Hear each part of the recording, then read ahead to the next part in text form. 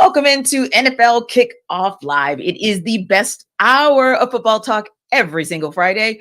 We'll go around the NFL, talk about your team and every game, and we'll get local insight in a way that you can't get it anywhere else but right here at Locked On. My name's Tanitra Batiste. I am your host, and I'm here with Jarvis Davis and Kyle Krabs.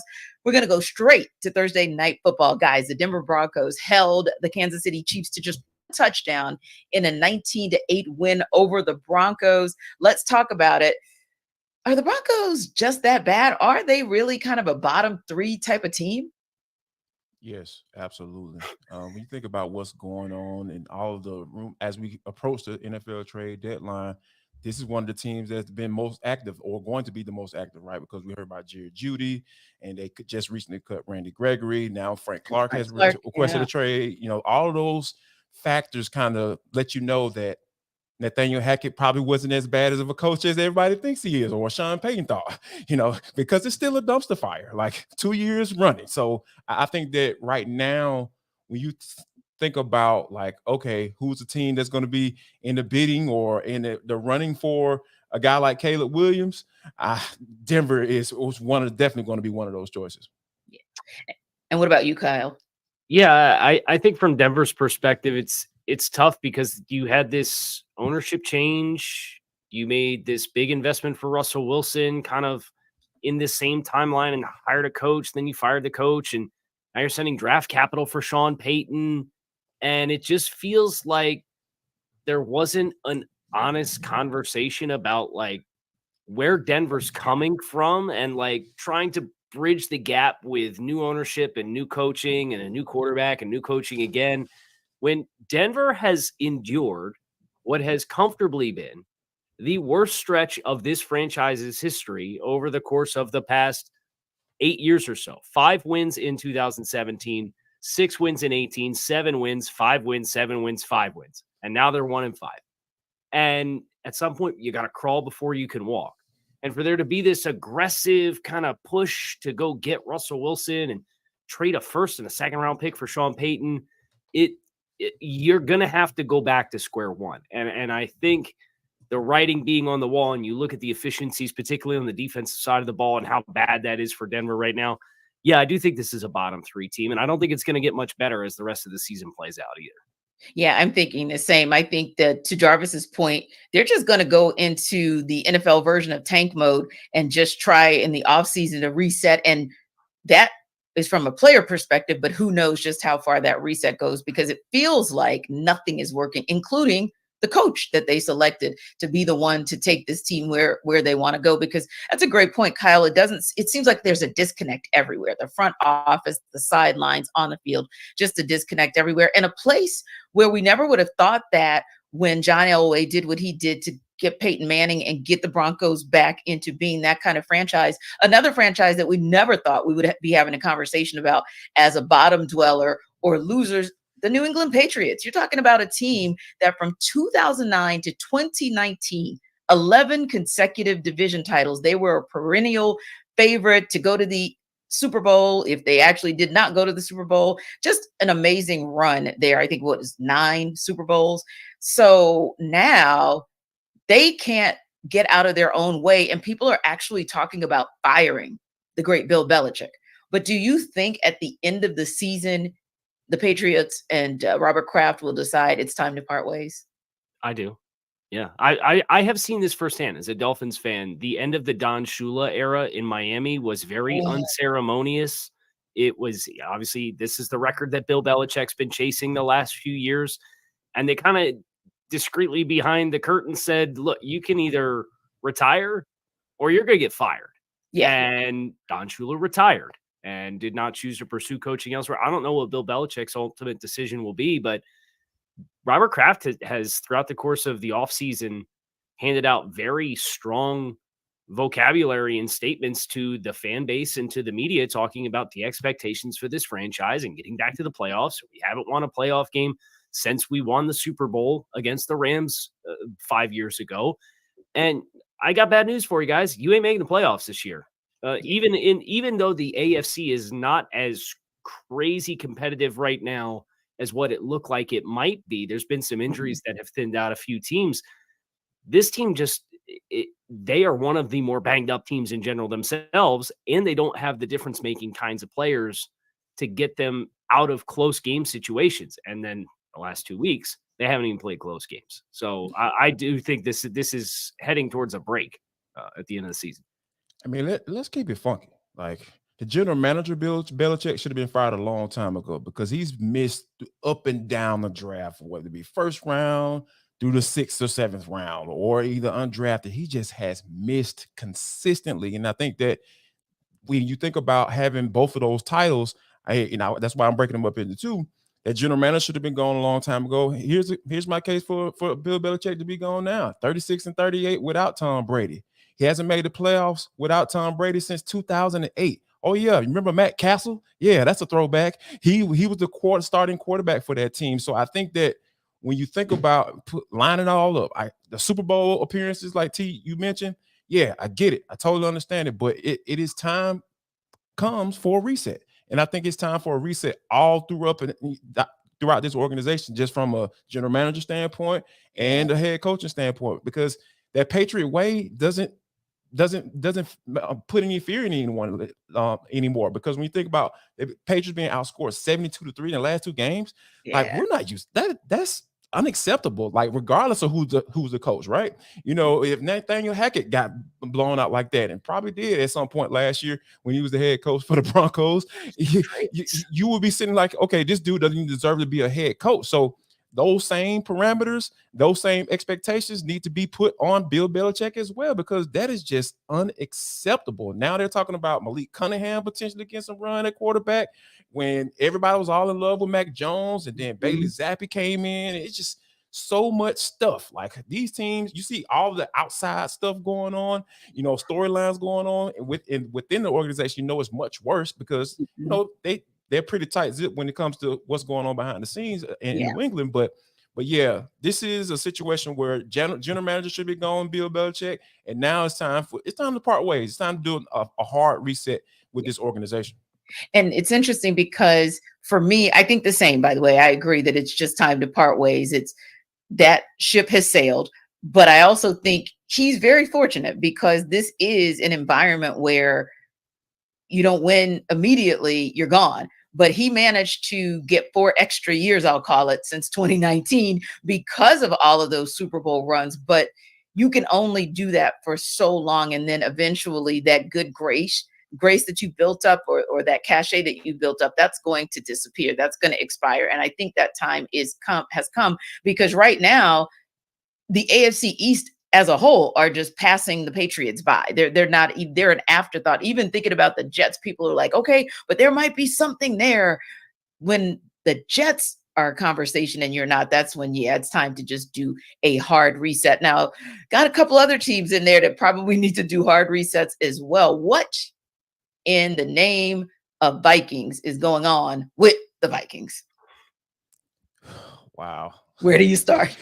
Oh gosh, like where do you start? Like I think that defensively, Kyle has continually pointed out, like Brian Flores trying to force feed his style of play without the right personnel to be able to match up with that. So I think that when you have that aspect of it, you got O'Connell as the head coach, Kirk Cousins, like he's just average. Like we don't have direction at the quarterback position. That puts you behind the 8 ball, especially in a league like today, because essentially the NFL is begging you to throw the football. That's why Kirk Cousins has had some success in the regular season, but when it comes to those big games and those primetime games and playoff games, he disappears because things are different in the playoffs. They ease up on those. Hey, let's let everybody score all those points and let these guys kind of play some real football. So I think that's why you start to see those things, those windows start to shrink, and you start seeing him turn the ball over or say, "Oh, why is the dude doing this? He didn't do this in the regular season," because things change when you get into the postseason. So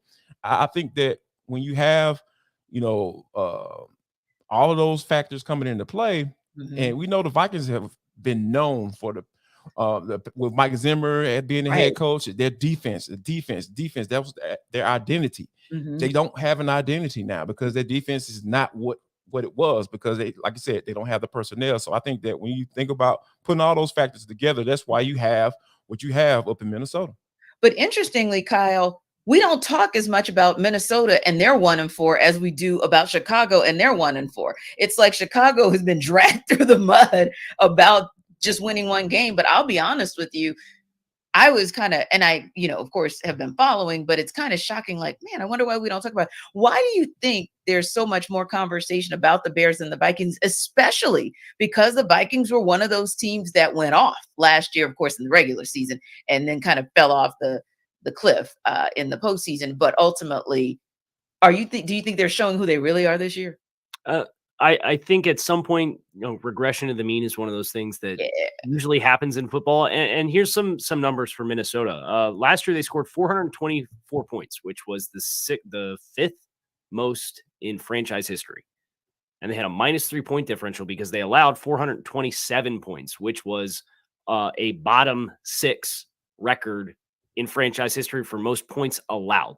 So they were top 5 single season scoring points and bottom 6 for points allowed. Yeah. And it's the same story the 2 previous seasons when they, in 2020, they scored 430 and gave up 475 points. And then they gave up 425 and they scored 425 and gave up 426 in 2021. So they have been 27th, 30th, and 31st in yards defensively.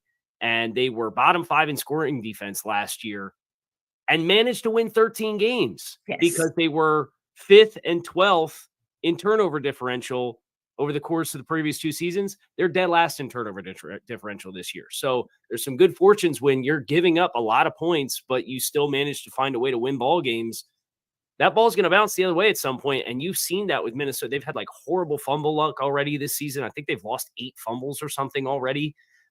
Just an obscene number, and it's law of averages. If you flip a coin enough times, you're going to get 50-50. And they got heads a whole bunch of times in 2022, and it's coming up tails this year. And I think you're seeing that be one of the contributing factors to this team having a lot of the same problems that they did last year. Yeah. And, I'm going to throw out 2 more teams. And of course, our producers will not be pleased with one of them, but I'm going to start with the Giants and ask you guys about that 1-4 team. And Jarvis, whether or not you think they're the bottom dwellers as well, or do you think they're that 1-4 team that's just, had a couple of like tough goes and they're really better than that? No, they're a bottom dweller, like hands down. Like I said, when organizations don't have direction, notice a trend here. Like teams we've been talking about, they don't have any direction at the quarterback position, and no identity. No identity. Like, who are the Giants? When I knew who they were when Eli Manning was there, and they had Michael Strahan and all those, and Justin Tuck and all those guys.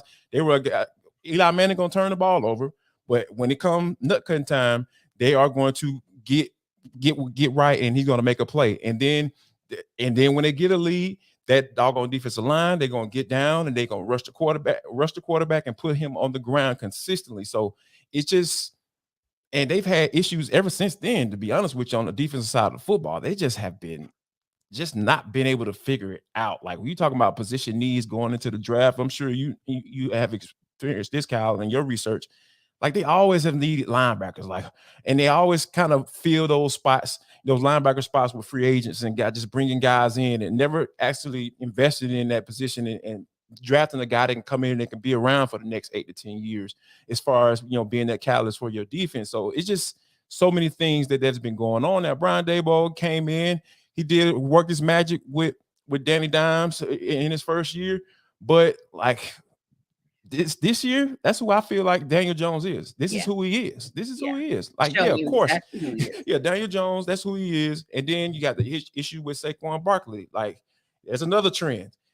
Issues, storylines outside of actual football stuff going on, and them dealing with it, and contract stuff and all those things going on. We're talking about badly run organizations, and it's actually leaking out into the field. And people should not be surprised by that at all. Yeah. And Kyle, the one team that the Giants did beat is another 1-4 team in the Arizona Cardinals, but they're also the team that got their one win against the Dallas Cowboys and smoked them. So, and they've been competitive in some of those losses. So do you feel like that is as bottom of a dweller as the ones we've already talked about? So I think you can define Arizona in a little bit of a different light than some of the other teams. Yeah. I think Arizona has the least talent at their disposal. I think their talent has the most work ahead of it, but I Mhm. think they're playing better football than just about every name that we mentioned. And like, if it wasn't for Daniel Jones catching fire in the second half of that Giants game, Arizona was up 20-0 at halftime in that football Yep. game. And that was really the only scoring outburst that the Giants have had all season. They scored 31 points. And I think Arizona, they're on schedule because they knew what this season was going to be. Yeah. They traded down in the draft and drafted an offensive tackle, and the starting quarterback was on PUP and first-time head coach, and they were hoarding draft picks. You kind of saw their strategy with the NFL draft in April and what they were planning to do, and sent away a couple of different players. Guys like Josh Jones got traded, and there was an argument to be made like, hey, that's a pretty valuable piece. Well, they took the draft pick for him. So I think Arizona, they're not tanking, right? But it's like, hey, we're hoarding assets. We're going to build for the future, and we understand we're not going to be competitive this year. And in the process of doing that, they actually have a coach that came in here, and in spite of what the flight school promo video with Jonathan Gannon would have you believe, he actually did light a fire underneath this team a little bit, and he's got them playing really scrappy, inspired football because it reminds me of the 2019 Miami Dolphins. That was an island of misfit toys. There was a bunch of guys who were like, everybody wrote us off. We think we can still play. Let's go out there and show that we still have a spot in this league and we have a place in this league, and try to not just do it for this year, but earn ourselves an opportunity moving forward, whether it be in Arizona or somewhere else. And I think a number of players in that position are going to do that. So I do think they're a bottom feeder, but I think I'm the most optimistic about them because this is all a part of what their process was going to be this year anyway. Exactly. And I would agree with you as well. They look a little bit different. Maybe we call them an on the rise bottom dweller. Anyway, you want to make your life easier when it comes to daily fantasy sports? Well, Jarvis can tell you how to do it with Prize Picks. Folks, listen up. Jarvis Davis here for Prize Picks. Guess what? I've been out here getting to the money. How about Prize Pick, the skill-based fantasy game? And I think when you think about what they're able to do, Prize Picks is a place that you need to go to. And I think that there are some really good things that you need to take a look at when you think about what Prize Picks has done, and they have so many things for you, right? So here's the thing: prizepick.com/lockedonnfl. prizepick.com/lockedonnfl is the website you need to go to. Why do I need to go to that website, Jarvis? Because they're going to give you a first deposit match up to $100. How do I get it? All you got to do is drop the promo code in there, Locked On NFL. Yes, again, Locked On NFL. And the website you need to go to, prizepicks.com/lockedonnfl. And you're going to get a first deposit match up to $100. And all you got to do is just use Locked On NFL. I'm talking about it's easy stuff. All you got to do, pick the players, pick the over or the under. It's so simple. You don't have to worry about trying to collect your money at the end of the year and going and dealing with injuries and trying to go through, the waiver wire and all that stuff. It's none of that. Just go to right there, pick your players, hit the over or the under. It's against the numbers, guys. That's all you got to do. So prizepick.com/lockedonnfl, and you're going to get a first deposit match up to $100 with Prize Picks. Yeah, that's a good look for you. Unless you're the guy in, where's it, California, who won the billion, you probably want to go with Prize Picks. At any rate, the Detroit Lions have been on a roll, and we know that personally, right, Jarvis? But the Detroit Lions have been on a roll that is not as surprising because we really saw them on the rise at the end of last season, whereas you can argue that a surprising team on the rise is the Tampa Bay Buccaneers and what they've been able to do with Baker Mayfield under center. Now, this week, the two face off in the game of the week. And for predictions on how this will shake out, here's Matt Derry of Locked On Lions and James Yarko of Locked On Bucs.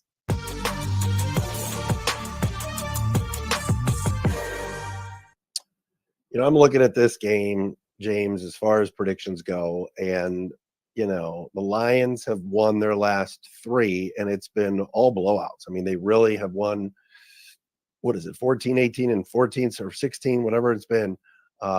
They've done well. I mean, they went into Green Bay and pounded the Packers. Atlanta came in feeling pretty good. Lions gave it to them. Obviously, this past weekend, there was really no contest. Carolina's not ready. and you'll see them twice, and the Lions are. I think this is going to be a closer game. I think maybe Baker's here in like a fourth quarter pick, and the Lions hang on and win 24-21, something like that, where it comes down to the end. I think this is going to be a close game. I think it's going to be a physical game. And I like the way the Bucs are playing, but I'll take Detroit on the road, maybe to win by 3. What do you think? Yeah, you mentioned it. The Lions have been winning by blowouts. On the flip side, outside of the domination of the Saints, the Bucs have won close and ugly. That's been their mantra against the Vikings, against the Bears. It's been close and ugly. We are going to drag this thing out. We are going to battle tooth and nail. And in the fourth quarter, we're going to get a play that bounces our way and going to take advantage of it. So that's kind of how the Bucs have looked so far this year. Offensive coordinator Dave Canales has done a phenomenal job of adjusting things on the fly when something's not working early in the game, switching up the game plan, switching up the looks and their attack strategy, and it has paid dividends. Raymond James is going to be jumping. I know the Lions just had their big invasion of Lambeau Field, which was a lot of fun to watch for somebody who is not a fan of the Packers. I don't see them having that big of a fan base at the stadium this week because of the return of the creamsicles. This is something that the city of Tampa has been asking for, begging for years and years and years. And there are a lot of very excited fans. Now, of course, there's going to be Detroit fans that already live there because it's a transplant city. So it's not going to be 100% Bucs fans in the stands, but this is going to be a big time emotional game for the fans. They are going to get behind their Buccaneers. The Bucs are going to feed off that. And once again, I think the Bucs are going to win something that's close and ugly. I'm going to take the Buccaneers 24-23. All right. I mean, we're both right there. We're both right there. And like I said, I mean, I've never been a huge Bulls fan, especially late game decision making and everything else. And gosh, I remember, how he left that poor kid Donovan Smith in the game when Brady was getting destroyed a couple years ago. I think it was either last year or the year before. And I was like, take him out. What's that coach doing? But regardless, defense is what his calling card has always been. And his teams are always physical. I think this will be a very close game.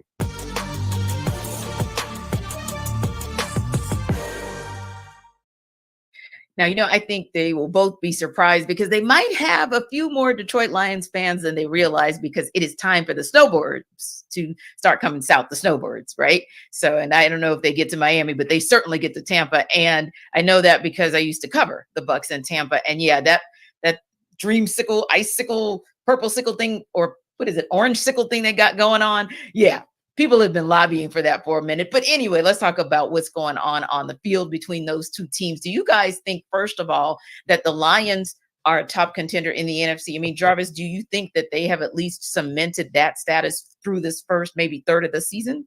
Not top contender, one of them, yes. Yes. I would definitely say that because, San Francisco is hands down the team to beat right now in the NFC.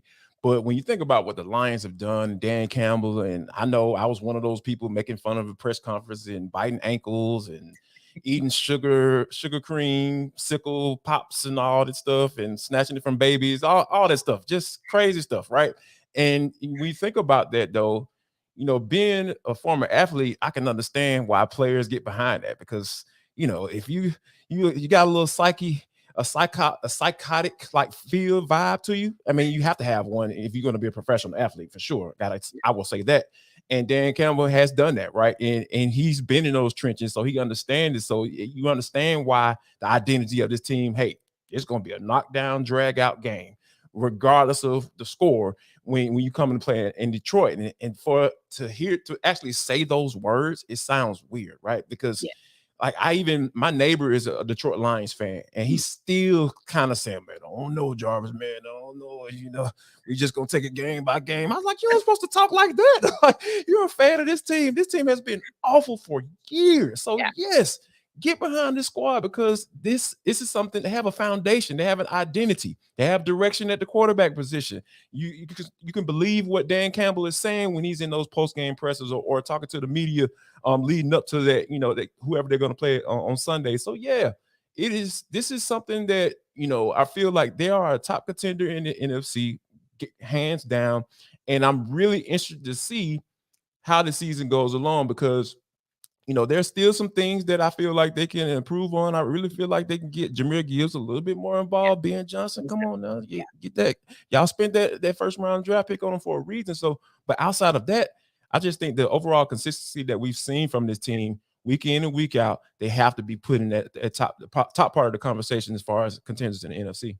Yeah, consistent and complete. And Kyle, if the Bucs are somehow able to pull out the W in this game, does that put them into not a top contender, but the top contenders conversation? I would still say there's probably a separation as far as who I consider at the top of the conference, where it's San Francisco, and then I think Philadelphia is behind San Francisco, but still a tier separate from the rest. And right now, I'd probably say it's Dallas and Detroit. Well, this could be a huge statement for Tampa to get back into that conversation if they were to beat one of those teams, because say what you will about the offensive line and the ability to run the football, and it is a huge concern. I think they're averaging like 3 yards per carry as a team this year. They're pretty one-dimensional offensively. Yeah. Defense is balling out. They got 10 turnovers in 4 games. They've given up less than 375 yards on offense in 3 of the 4 games that they've played. The Eagles lit them up for 472 on the Monday Night Football game that they played. And yet they still managed to keep that reasonably close as far as the game. It was just they couldn't get anything going offensively. So I do think from Tampa's perspective, especially in the South, where what's Desmond Ridder going to give you each and every week? Is New Orleans, did they catch lightning in a bottle with the scoring outburst against New England? Have they figured out their offensive woes? Or are they still going to kind of be clunky and herky-jerky? Like, that division's open. Right. And I think an opportunity for Tampa to beat a team like Detroit would really go a long way. I think in serving as their statement to say, hey, we're going to be a force to be reckoned with in this division. Right. And I still would probably say that I would favor them behind each of the 4 teams that I already mentioned in the conference. Yeah, and I think it is those 4, and then it's maybe, like you said, that second tier, and then your bottom dwellers. And interestingly enough, that same Detroit Lions team, of course, beat the Atlanta Falcons. So I do think it may be a statement kind of game for the Tampa Bay Buccaneers to say, hey, we haven't played you yet, Atlanta Falcons, but we're going to beat a team that beat you, so we can show you that we're really, I don't want to say real, but yeah, kind of show that we're not pretenders. And Jarvis, in order for the Buccaneers to do that, they still need to be getting what they've been getting out of Baker Mayfield. Are you surprised at how effective he's been under center? I'm waiting for the ball to drop on this one, because it's going to take a lot more than 4 games for me to be all in on Baker Mayfield. I'm not sold on him just yet, because like I really feel like this is going to be one of those instances where we was like, man, he was playing so well to start the season. Now it's just kind of like, and then, now the Buccaneers are second in the division now. They were they were at the top of the division when they were getting ready to play against the Detroit Lions. So I think that this is going to be a scenario where I understand that he's been playing solid. Like, we've seen this movie before. Like, he played solid in Cleveland, so with a bad shoulder, going through the season like that, and doing what he can to kind of, get that team where it needed to be. So I think he's in a situation where even when he was out with the Rams, he started off playing really well, and everybody was like, "Oh yeah, Baker's back." No, this dude eventually, once tape gets out, guys watch it, and eventually you're going to get exposed for who you are. Time and time again. It happens 100% of the time in the NFL. And I think that this is one of those situations where Baker Mayfield he's going to eventually show himself. Yeah, and that Detroit Lions offense is a very high-powered offense. And I think, yes, granted, somehow, some way, the Bucs were able to keep clawing away when they were in that Eagles game all the way through that 4th quarter. But I also think that was an Eagles team that had a few injuries. That was an Eagles team that was trying to find itself, dare I say. And I think that this Detroit Lions team, they're not trying to find anything. They know exactly who they are, and they're going to impose their will in Tampa Bay. Now, if you want to take control of your health, Jarvis will tell you just how you can do it with Jace Medical. Folks, listen up. Jarvis Davis here for Jace Case. This episode of NFL Kickoff Live is brought to you by Jace Medical. Yes, Jace Case provides 5 life-saving antibiotics for emergency use. All it takes is to get a Jace Case is fill out a simple online form, and in some cases, jump on a quick call with one of our board-certified physicians. Get ongoing care from our physicians on any treatment-related questions. Doctor created, doctor recommended. I know you've been in a situation where it's like, oh my God, man, the kid's sick in the middle of the night. I don't know what's going on. They got a sinus infection, and you just like, I don't know what to do. And then you might not have that service where you can call a 24-hour service with your healthcare. Jace Case can help you out. It is simple, guys. All you got to do is go online, fill out the form, then you get a prescription, life-saving medications right to your door. They can help you out right there. So just got to make sure you have medication in hand. And I'm telling you, you're going to have the access to the medication in an emergency. Get $20 off on these life-saving antibiotics today from Jace Medical by using my code locked on at checkout on jacemedical.com. That's JASE medical.com.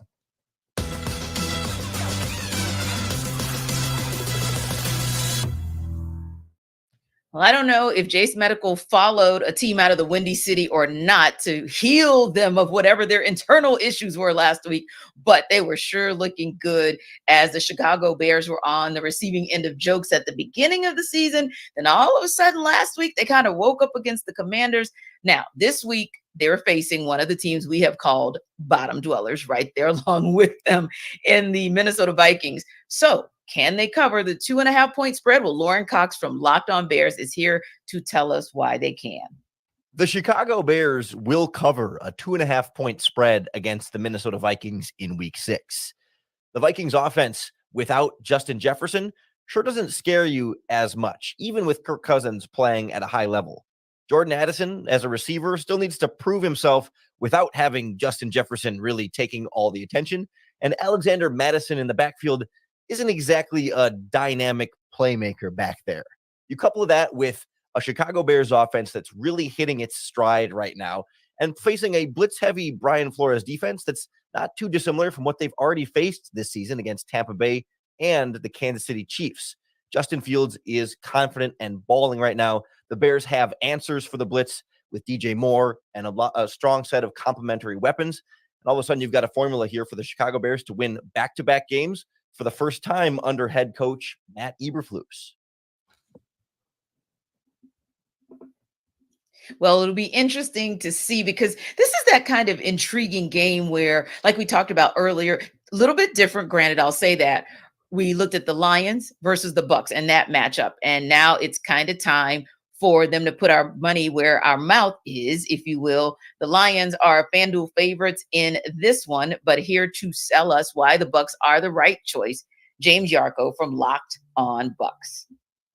Health is going to play a big factor when the Tampa Bay Buccaneers host the Detroit Lions on a throwback classic. I am James Yarko, one of the hosts of Locked On Bucs, talking about why the Buccaneers are not only going to cover the spread, but they're probably going to win this game as they bring back the creamsicle jerseys. The city of Tampa has been turning it into a week-long holiday of creamsicle and 1970s throwbacks, but that's not why they're going to cover the spread. That's not why they're going to win the game. It's all about the health. You have Jamel Dean coming back after missing week 4 against the Saints. You have Kalijah Kancey and Servassier Dennis coming back after multiple weeks having missed with injuries. You have Mike Evans returning. You have Vita Vea and Devin White, who are both getting healthy now. The Buccaneers bye week, while it was so early, was vital to the success of the team in getting those key players back on the field. Kalijah Kancey had a huge impact in the limited amount of time he was on the field in week 1 against the Minnesota Vikings, getting pressures, getting a quarterback hit, and Jared Goff has been pressured on 25% of his dropbacks. Now, while his numbers are impressive while under pressure, that is also where all 3 of his interceptions came from, was under duress. And we know that nobody brings pressure like Todd Bowles, and nobody disguises pressure like Todd Bowles. Having his full allotment of defensive players and guys that can make big plays is going to be huge as the Buccaneers are out to prove against the NFC North leaders that this is a legitimate team and a team that could go on to win this division and be in the postseason. This is more than just a flash in the pan over the first 4 weeks, and it all boils down to the fact that the Tampa Bay Buccaneers are finally getting healthy. Now, guys, we touched on that a little bit, what James was saying towards the end of the video, which is that this is kind of a prove-it game for the Tampa Bay Buccaneers. And he did give some compelling reasons as to why they could walk away with a win against the Lions. What else do you guys need to see, Jarvis, out of this Buccaneers team, especially in the first half? What do you need to see out of them to say, hey, they can hang with a high-powered offense like the Lions if they have to go toe-to-toe with them? I mean, it always starts with, going to the games and you're talking about offensive teams that can put up some points, right? Make them one-dimensional.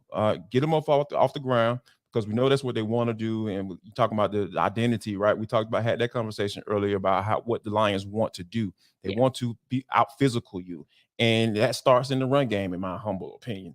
And I think that if they can get them up off the ground early on, and have a guy like Vita Vea can help with that situation. Devin White coming back, yes, that can help as well. So I think those are some key additions that James brought up that I feel like it's going to help them out a lot, because if you're having offenses having a two-way go throughout that for 3 and 4 quarters, like that's how you end up with 30 to 35 points, at the end of the game. So I think that if they can get them off the ground, and Vita Vea establishes himself like I know he can, and up front, I really feel like this is going to be one of those situations where we're looking at like, okay, this defense for the Bucs is probably one of the better in the league if they can hold Detroit under that 20-point mark, like we talked about when they played against the Falcons. And Kyle, that's a word, because the Buccaneers defense may actually be their best offense against the Lions. Yeah, I agree. Especially when you consider, Jarvis talked about the rush defense for Tampa Bay and what Detroit wants to do offensively. They gave up 201 rushing yards against the Eagles in week 3. The other 3 games were 41 yards, 67 yards, and 70 yards for their other 3 games to start this first month of the season. And I think about 2 other areas for Tampa defensively that I think are going to be really important. They're one of the best red zone defenses in football. So if Detroit's going to move the ball, you can bend, but don't break. They've given up 3 touchdowns and 11 trips to the red zone defensively. Tampa has thus far this season. That's the second best touchdown percentage ratio defensively in the league. That's critical. But the area that I think they need to be better is on third down. They're giving up first downs on 47% of their third down opportunities defensively. That's a bottom 4 number in the league.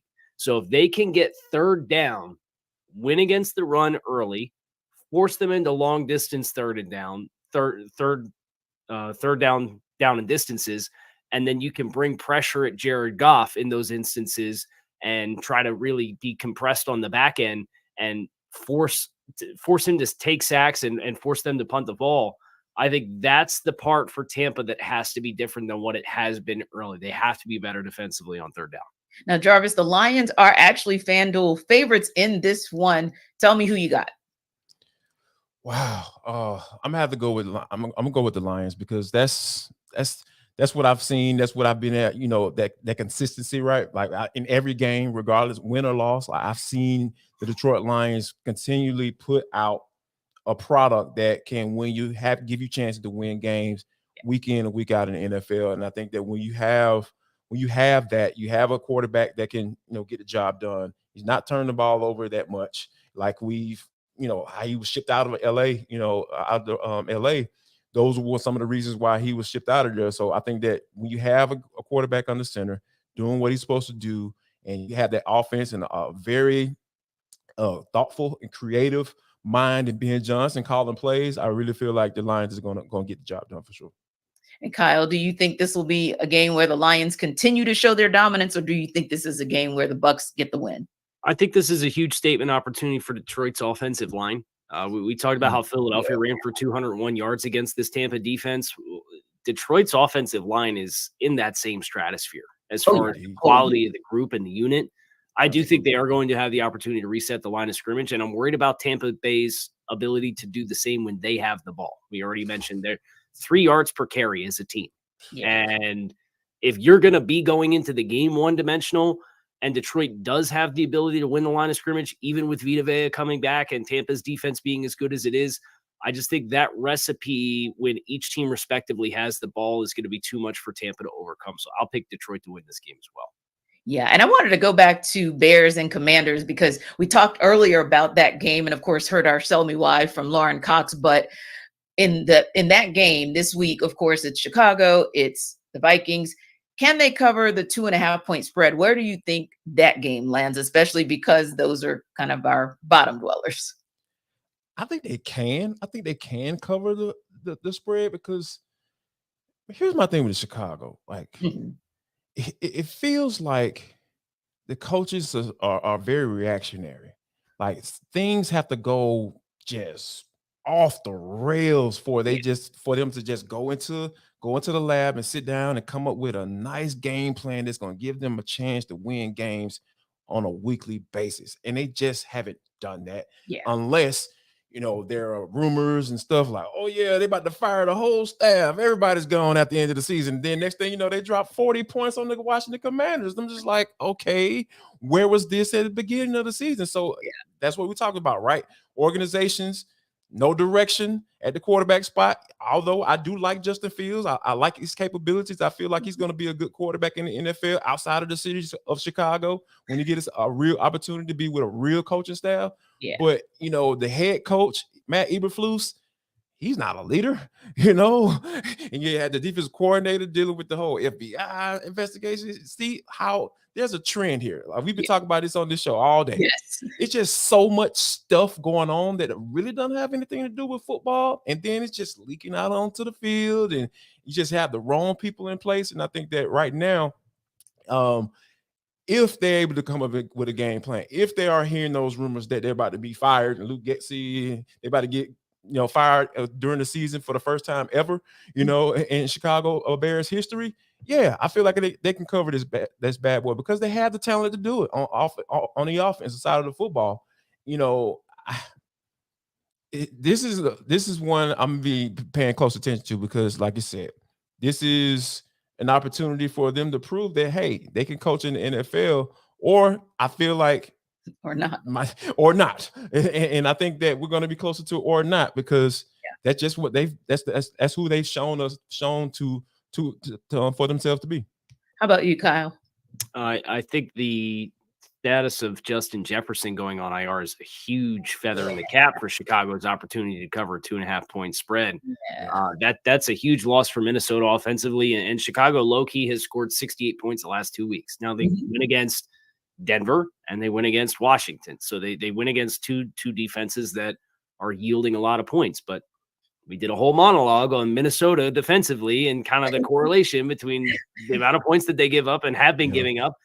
And they brought in Brian Flores as the defensive coordinator this year. And I know Brian's defense very well from the time that he spent in Miami.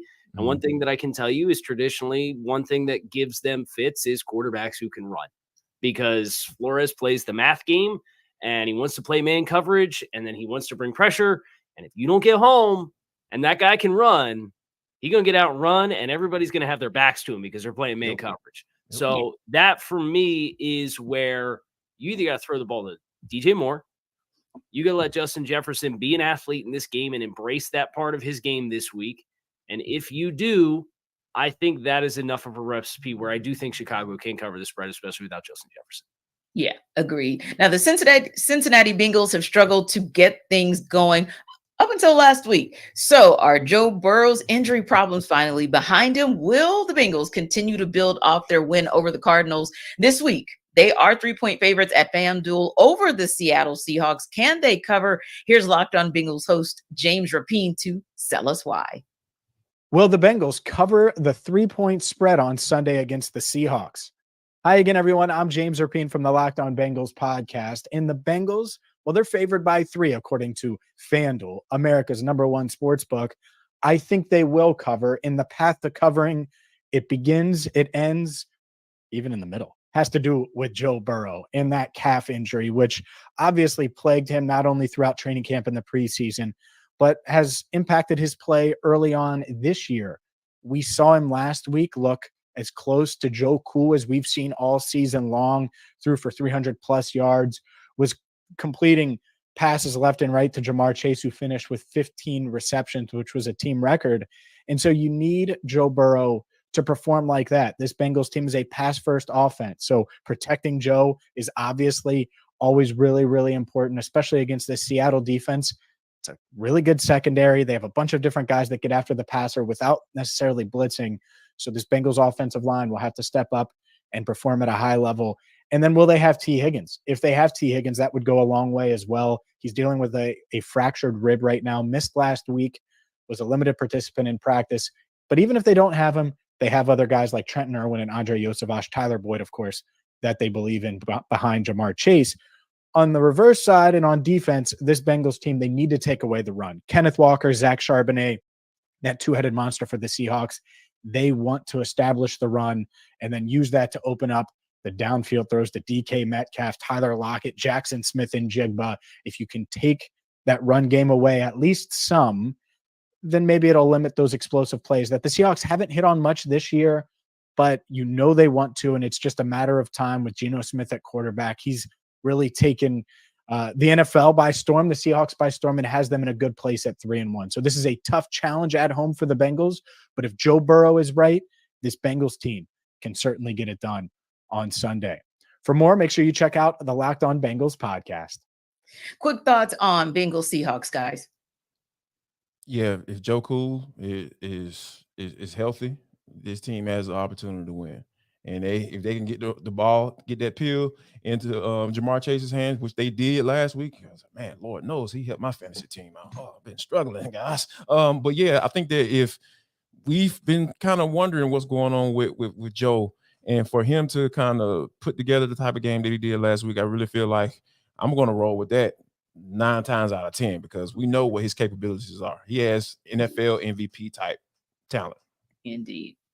Yeah, I think the other storyline for Cincinnati is defensively. What's going on? They've kind of come alive with injuries the last 3 weeks. They have 6 turnovers in the last 3 weeks. But from a rushing defense standpoint, you know, Joe Burrow ain't going to help you on run defense, and yet you've given up 206, 178, 173, and 142 rushing yards to opposing teams in 4 of your 5 games. And Lou Anarumo's defense is in several years of the system. And, you know, giving up 173 to Tennessee with Tennessee missing a couple guys on the offensive line, kind of surprising. So I think for Seattle, I think James hit on stopping Seattle's desire to rush the ball. That's going to be critical because the Bengals have not run the ball well. So they're a one-dimensional offense that is banking on Joe Burrow being healthy to get the ball to Jamar Chase with consistency. And if Seattle's able to play possession and control the clock, I do think that's a storyline here that it doesn't trend well based off what Cincinnati's done thus far this season, but that's going to be the storyline of the game. I see this as a coin toss game. I could very easily see Seattle winning the game, but it is Cincinnati at home with a little bit of momentum after last week's win. Yeah. Now, you want to make your life easier when it comes to daily fantasy sports. Jarvis can tell you how to do it with Prize Picks. Hey guys, Prize Picks is the most fun I've had in my life. Winning up to 25 times my money. Yes, I love doing that. I love that math. You just select 2 or more players, pick more or less on their projected stacks, and place your entry. It's that simple, guys. I'm telling you, I've been testing my skills on Prize Pick this football season. It's the most exciting way to play daily fantasy sports. It's simple to play, and I can make my picks and submit my entry in less than 60 seconds. Yes, I'm talking about instant money. I love that, guys. I'm telling you, it's so great. Prize Picks offers weekly promotions that can lead to big payouts like Taco Tuesday. Each Tuesday, Prize Picks discounts select player projections up to 25% to provide even more value. So all you got to do is go to prizepicks.com/LockedOnNFL and use code LockedOnNFL for a first deposit match up to $100. Yes, I said that right. First deposit match up to $100. Use the code LockedOnNFL and you can get in the game. Prize Picks, guys, is daily fantasy sports made easy. Now, bye weeks have actually started. It seems so early for those, but yes, they have started, which can always be complicated for fantasy football owners who are 3 players that you might have stashed on your bench that need to get into your lineups this week. And I know Jarvis mentioned his fantasy football team earlier, and we'll talk about it on the other side. But for now, here's Locked On Fantasy Football host Michelle Majuk with your answers.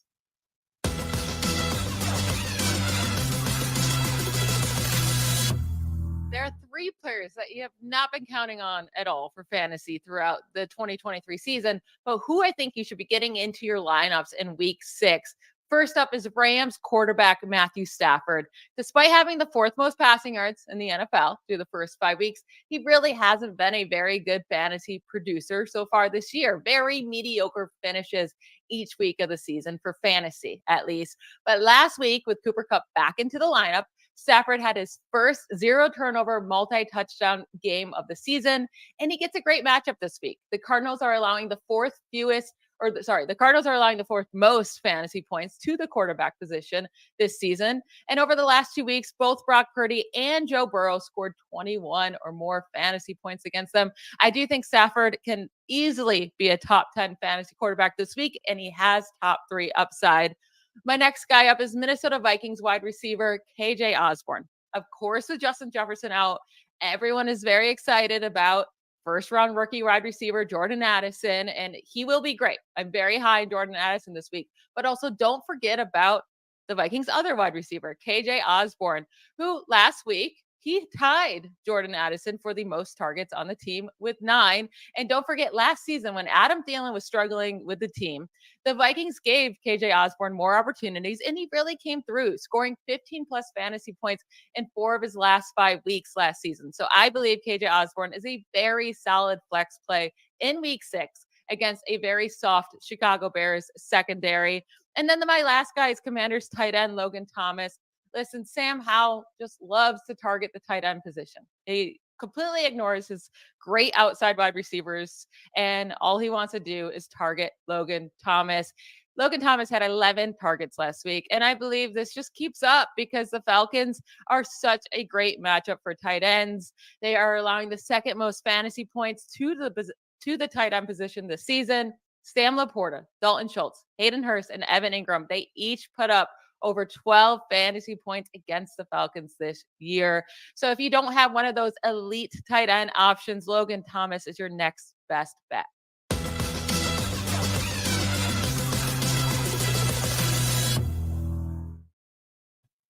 All right, guys, tell me a little bit about what you were thinking as you were listening to Michelle give us some guidance on what we're going to do on the fantasy side.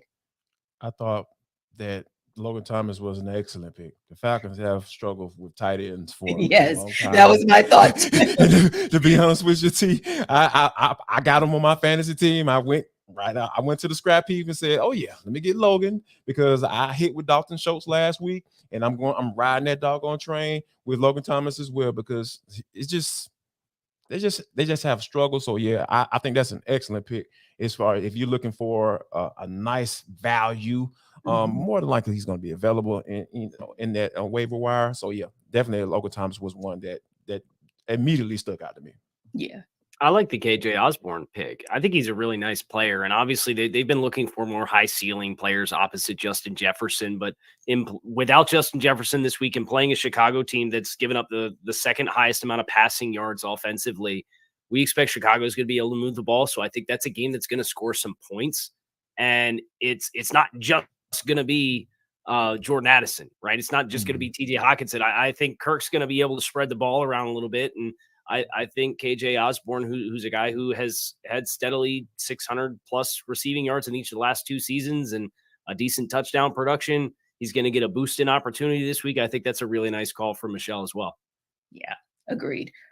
So yeah, I love how you said, pick up some people off the scrap heap, because quietly, I think both of those, KJ Osborne, London as well, I think both of those have a great opportunity to kind of sneak up on fantasy football players and kind of give them an opportunity to get some, I'll say, free points, because nobody else will probably go after those players. Now, I wanted to talk to you guys as well about a couple of key matchups that are coming this weekend. Let's start with the London game. Speaking of London, the Tennessee Titans are there and taking on the Baltimore Ravens. And we kind of saw the Baltimore Ravens, if I do say so myself, implode against my Pittsburgh Steelers last weekend. So what is this looking like? Is this looking like an opportunity for the Titans to maybe get a win and kind of bolster things on their side, as they've had moments, or is this Baltimore's week to bounce back from the debacle of last week? I think this Tennessee team is what we've come to expect the Patriots to be post Tom Brady, where they run the ball, they play tough defense, they're really opportunistic at times. They're going to get games close into the fourth quarter, and they're going to play good situational football and bank that you're going to shoot yourself in the foot. And they're just not going to beat themselves. Case in point, they're ninth in the league in scoring defense. Now they're 26th in scoring offense, so they have a minus. I'm going to do math here live on the show. Minus 5-point differential on the season thus far, which is obviously not great, but they're 2-3. They have an opportunity to try to play close to the vest and force Baltimore to get one-dimensional, to try to move the ball with consistency and beat them. I think they have some athleticism on the second level and on the edge of that defense in Tennessee to kind of combat if Lamar Jackson tries to get outside the pocket and they try to move the launch point for him. So I think this is a pretty competitive game. I do think Tennessee's going to have to hit a few explosive plays to win the football game, and that's Treylon Burks not playing in this game. I know he's already been declared out. That hurts the resume a little bit, but if they can find a few explosives and they win the turnover battle, I would say that if you gave me those two things, I'd pick Tennessee to win the game. Yeah, and we saw last week, Jarvis, that an explosive play by one George Pickens pretty much deaded the Ravens. So how do they stop that from happening so that they can get the win this week? Yeah, I think it's going to be one. You have to maybe have to go back to what you used to do last year, right? Like, because with Todd Monken coming in as the offense coordinator, you want to kind of open up the offense a little bit, and have Lamar Jackson run a 20th century type situation, 20th century, type offense, like a modern day offense. And I think that, when you get into these games like that, style makes the fight, right? We know what Tennessee wants to do, like Kyle mentioned. They want to be able to run the rock and play good defense, and hopefully their quarterback can make a play to put them with more points at the end of the game. So I think that, and the thing about it is, I feel like Baltimore is built to do that too. Because of the success that they've had, in the previous offensive play caller. So when you have all of those factors coming into this game like this, and losing the game like you did against the Pittsburgh Steelers, and Joey Porter Jr. out here talking trash to everybody, kind of feeling himself like his daddy, stunned like his daddy, I guess, But I think that this is a situation where you can get right, and I really feel like they can, because I feel like Lamar is still ready to kind of take it to that next level, as far as like really establishing himself as a guy who can throw the ball around, because like you said, he has the weapons. He's targeting a guy like Zay Flowers who can take the top off the defense. And I think that if they can continue to tap into that, I really feel like they can win this game. All right, now, guys, I got about 60 seconds for each one of you to talk a little bit about the teams that you cover. Miami is going to have an easy peasy Carolina Panthers this week. Do that. I'm just trying to be like, all uncomfortable up here, right? And then, of course, we'll come back next week and talk about an L when you put that out there. But anyway, what do you think about how Miami's going to play against one Carolina? Well, Carolina's really banged up too. Frank Reich came out and said there's going to be about 5 starters that aren't going to play, including Von Bell, which is a really surprising name. You take that with J.C. Horn at corner, and they're going to be licking their wounds a little bit. Xavier Woods, the other starting safety, is out as well. So they're missing 3 of their 4 starting base secondary players against Miami's passing offense, which is a really bad mix. I think for Miami, this comes back to trying to maintain the momentum that you have running the football. They are almost at 1,000 yards rushing on the season through 5 games. And that's not been the case for the Dolphins as a football team in a really long time. So as they get later into this season and they want to make sure they continue to be balanced offensively, you're going to play Philadelphia next week. You're going to play Kansas City in 3 weeks. You're going to want to make sure that offensive rhythm is in place. And I think this is another good opportunity without Devon Achane, who just went on IR. Are you bringing back Jeff Wilson? Are you putting Savon Ahmed into that second running back spot? Make sure that you're hitting on all cylinders in the run game, because you're going to need that in the next couple weeks. Indeed, Jarvis, just 30 seconds. But tell me how give me one key to Atlanta getting a win over the Commanders this weekend. The Falcons had a clean bill of health on their injury report, had a couple of guys kind of lingering on there, limited down there. Now it's completely clear. They need to also play that style of football, play clean football. Those 2 fumbles that you gave away last week, more than likely, a team like the Commanders, they have the necessary talent to be able to take advantage of those in the worst way. I mean, like getting 6 points. So you got a clean bill of health on the injury report, play a clean football game, do not turn the ball over, and I feel like the Falcons can get a dub this week. Thank you guys so very much. And of course, we thank everyone who stops by each and every week to check us out on Locked On NFL Kickoff Live. For Kyle Krabs, Jarvis Davis, I'm Tenitra Batiste. And don't forget to come back and see us next week.